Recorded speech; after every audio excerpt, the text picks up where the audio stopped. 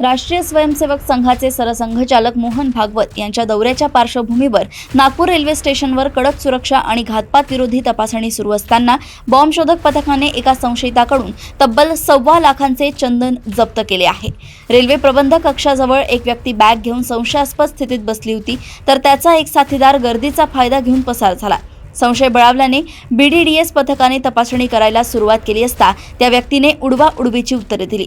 पथकाने बॅगची घातपात विरोधी तपासणी केली असता त्यात कोणतीही स्फोटके आढळली नाहीत, मात्र बॅग उघडली असता त्यात सुगंधी चंदनाचे लाकडी तुकडे सापडले।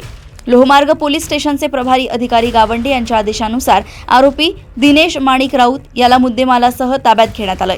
वन विभागाचे वनपाल जितेंद्र बघेले आणि त्यांच्या पथकाने केलेल्या तपासणीत ते चंदन असल्याचे निष्पन्न झाले असून जप्त केलेल्या 11 किलो 300 ग्रॅम चंदनाची किंमत अंदाजे 1 ते 1.25 लाख रुपये आहे।